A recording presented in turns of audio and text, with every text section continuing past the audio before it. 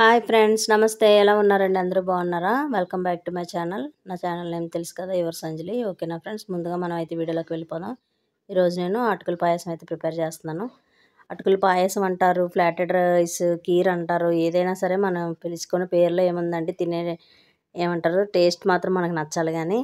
ఓకేనా ఫ్రెండ్స్, నేనైతే ఒక కప్పు అటుకులు అయితే తీసుకున్నాను, అలాగే ఒక కప్పు బెల్లం అయితే తీసుకున్నాను, అలాగే కొద్దిగా అంత జీడిపప్పు, కొద్దిగా కిస్మిస్లు కూడా తీసుకోవాలి. ఓకేనా ఫ్రెండ్స్, అందులోకి కొద్దిగా ఇలాచీ పౌడర్ అయితే తీసుకోవాలి. అలాగే ఒక పావు లీటర్ పాలు అయితే తీసుకున్నాను ఫ్రెండ్స్. అంటే పావు లీటర్ కన్నా ఎక్కువగానే ఉంటాయండి. ఓకేనా ఫ్రెండ్స్, మనం ప్రిపేర్ చేసుకునే స్వీట్ కాబట్టి షుగర్తో కూడా చేసుకోవచ్చు, కానీ నేను బెల్లం అయితే కొంచెం హెల్త్కి మంచిదని చెప్పి నేను బెల్లంతో అయితే ప్రిపేర్ చేస్తున్నాను ఫ్రెండ్స్. ఓకేనండి, ముందుగా మనం స్టవ్ ఆన్ చేసుకొని ఒక ప్యాన్ అయితే పెట్టుకుందాం. అందులో ఒక స్పూన్ నెయ్యి అయితే యాడ్ చేసుకోవాలి. ఈ నెయ్యి కూడా కొద్దిగా ఎక్కువగా తినేవాళ్ళు అయితే, ఇష్టపడే వాళ్ళు అయితే వేసుకోవచ్చండి ఎక్కువగానే. కాకపోతే మా ఇంట్లో నెయ్యి పెద్దగా ఎవరికి ఇష్టం ఉండదు, అందుకని చెప్పి నేను కొద్దిగా వేస్తున్నాను. చూసారు కదండి, నెయ్యి అయితే కొద్దిగా హీట్ అవుతుంది. మనం ఈ నెయ్యి హీట్ చేసినప్పుడు కానీ, లేదా ఈ డ్రై ఫ్రూట్స్ ఫ్రై చేసుకున్నప్పుడు కానీ, ఎప్పుడైనా సరే సిమ్లో పెట్టుకొని చేసుకోవాలండి. ఎందుకంటే మనం స్టవ్ ఎప్పుడు హైలో పెట్టేసాం అనుకోండి, నెయ్యి కూడా కొద్దిగా తొందరగానే హీట్ ఎక్కిపోతుంది కదా. హీట్ అయిపోవడం వల్ల ఏంటంటే అది స్మెల్ వచ్చేస్తుంటుంది. అలా రాకుండా ఉండాలంటే సిమ్లో పెట్టుకోవాలి. ఓకేనా ఫ్రెండ్స్, సిమ్లో పెట్టుకొని అయితే మనం ఈ డ్రై ఫ్రూట్స్ అయితే మనం ఫ్రై చేసుకుందాం. చూసారు కదా ఫ్రెండ్స్, మంచిగా జీడిపప్పు కిస్మిస్లు అయితే ఫ్రై అయిపోతున్నాయి. వీటిని మనం మంచిగా, అంటే కొంచెం కలర్ చేంజ్ అయ్యే వరకు అయితే మనం ఫ్రై చేసుకోవాలి. అంటే తొందరగా అయిపోతుంది కదా అని చాలామంది హైలో పెట్టేసి చేసేస్తుంటారండి. అలా చేయడం వల్ల ఏంటంటే మాడిపోతుందండి, ప్యాన్ మాడిపోద్ది, నెయ్యి మాడిపోద్ది, అందులో ఉన్న డ్రై ఫ్రూట్స్ కూడా మాడిపోతాయి. ఇలా మాడిపోవడం వల్ల ఏంటంటే టేస్ట్ మొత్తం మాడిపోతుందండి. ఆ మారిపోవడం వల్ల మనకి అంత ఇష్టంగా అనిపించదు, మళ్ళీ తినేటప్పుడు కూడా నచ్చాలి కదండి. అందుకని చెప్పి కొంచెం సిమ్లో పెట్టుకొని అయితే చేసుకోవాలి. చూసారు కదా, మంచిగా డ్రై ఫ్రూట్స్ అయితే ఫ్రై అయిపోతున్నాయి. చూసారు కదా ఫ్రెండ్స్, మంచిగా అయితే ఫ్రై అయిపోయినాయి. ఇవి కొంచెం పొంగినాయి కదండి కిస్మిస్లు. ఇలా నెయ్యిలో ఫ్రై చేసినప్పుడు కొద్దిగా పొంగినట్టు అవుతాయండి. అయితే ఇంకా మనకి ఇవి రెడీ అయిపోయినట్టే. వీటిని మనం ఇప్పుడు ఒక బౌల్లోకి అయితే ట్రాన్స్ఫర్ చేసుకుందాం. ఓకేనా ఫ్రెండ్స్, చూసారు కదండి, ఇవి అయితే మంచిగా ఫ్రై అయిపోయినాయి. ఇప్పుడు మనం వీటిని తీసుకొని పక్కన ఉంచుకుందాం. ఓకేనా అండి, ఇప్పటివరకు నా ఛానల్ సబ్స్క్రైబ్ చేసిన ప్రతి ఒక్కరికి చాలా థ్యాంక్స్ అండి. ఇంకెవరన్నా చూడకపోతే ప్లీజ్ చూడండి, లైక్ చేయండి, సబ్స్క్రైబ్ చేయండి, మీ ఫ్రెండ్స్ అండ్ ఫ్యామిలీ మెంబర్స్కి షేర్ చేయండి. ఓకేనా ఫ్రెండ్స్, చూసారు కదా, డ్రై ఫ్రూట్స్ అయితే మనం అన్నీ తీసుకుని ఒక గిన్నెలో అయితే వేసుకుందాం. ఇప్పుడు ఇందులోనే మిగిలిన నెయ్యిలోనే మనం ఈ అటుకులు ఏవైతే ఉన్నాయో వాటిని వేసుకొని కొద్దిగా ఫ్రై చేసుకుందాం.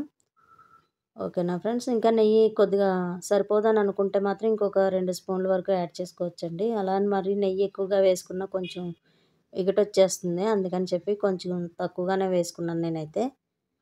చూసారు కదా ఫ్రెండ్స్, ఇప్పుడు మనం ఈ అటుకులు ఏవైతే ఉన్నాయో వాటిని కొంచెం కలర్ చేంజ్ అయ్యే వరకు అయితే మనం ఫ్రై చేసుకోవాలి.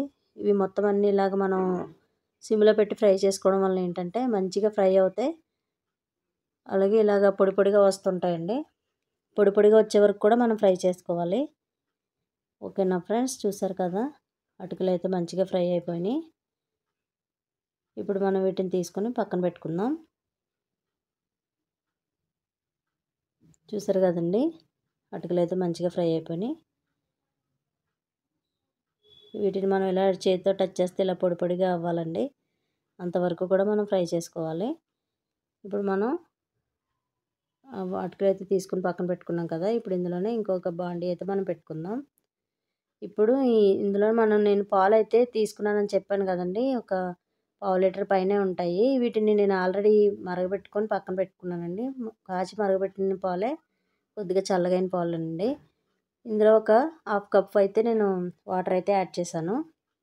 చూసారు కదా ఫ్రెండ్స్, ఇప్పుడు పాలు కూడా కొంచెం హీట్ అయినాయి. ఇప్పుడు మనం ముందుగా తీసి పక్కన పెట్టుకున్నాం కదండి బెల్లం ఏదైతే ఉందో, ఆ బెల్లం ఈ పాలల్లో వేసుకొని స్పూన్తో మనం కలుపుకుంటూ వీటిని మరగబెట్టుకోవాలండి. ఎందుకంటే పాలల్లో బెల్లం వేయడం వల్ల ఏంటంటే పాలు విరిగిపోతాయండి ఒక్కొక్కసారి. అందుకని చెప్పి మనం ఇలా కలుపుకుంటూ వాటిని సిమ్లో పెట్టుకొని మరగబెట్టుకోవాలండి. ఓకేనా ఫ్రెండ్స్, చూసారు కదా, ఇప్పుడు మనం ఇందులోనే ఇలాచీ పౌడర్ అయితే వేసుకుందాం. బెల్లం అయితే మొత్తం కరిగిపోయిందండి పాలల్లో. చూసారు కదా.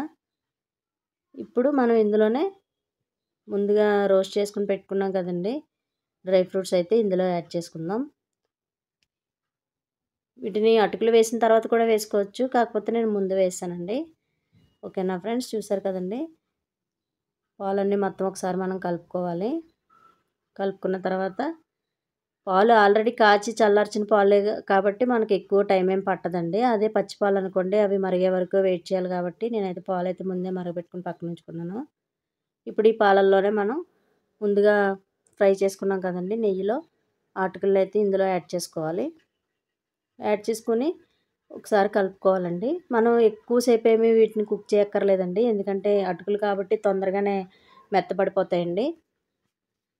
అయితే వీటిని వేసిన తర్వాత ఒక 2 సార్లు మనం అయితే కలిపేసి మళ్ళీ ఒకసారి మూత పెట్టుకొని కుక్ చేసుకుందామండి. ఎక్కువసేపు ఏమో అక్కర్లేదండి, ఒక 5 మినిట్స్లో అయితే పాయసం రెడీ అయిపోతుంది. చాలా సింపుల్ అండి, వంట రాని వాళ్ళు కూడా చాలా ఈజీగా చేసేయచ్చు ఈ పాయసం. ఓకేనా ఫ్రెండ్స్, చూసారు కదా. అటుకులు అయితే మంచిగా దగ్గరికి అయ్యింది కదండి. ఇవి మనం ఏమంటారు స్టవ్ ఆఫ్ చేసిన తర్వాత కూడా ఒక 20 మినిట్స్ వరకు మనం చల్లార్చిన తర్వాత కూడా అటుకులు అయితే మెత్తగా అయిపోతాయండి. పెద్ద ప్రాబ్లం ఏమి ఉండదు. ఇవి ఉడికే వరకు వెయిట్ చేయాలనే ఏమీ లేదండి. చూసారు కదా ఫ్రెండ్స్, ఇంతేనండి అటుకుల పాయసం. చాలా చాలా సింపుల్ అండి. చూసారు కదా ఎంతో మంచిగా ప్రిపేర్ అయిపోయింది. ఇందులో మనకి ఇంకా కావాలనుకుంటే పైనుంచి కూడా కొద్దిగా నెయ్యి అయితే యాడ్ చేసుకోవచ్చు. నేనైతే వెయ్యలేదు ఫ్రెండ్స్. ఇంతేనండి సేమియా పాయసం. సేమియా పాయసం కాదండి, అటుకుల పాయసం. ఓకేనా ఫ్రెండ్స్, ఎంతో రుచికరమైన అటుకుల పాయసం అయితే రెడీ అయిపోయింది. మీరు కూడా తప్పకుండా ట్రై చేయండి. ఎలా వచ్చిందో నాకు కామెంట్ చేయండి. మీ ఫ్రెండ్స్ అండ్ ఫ్యామిలీ మెంబర్స్కి షేర్ చేయండి.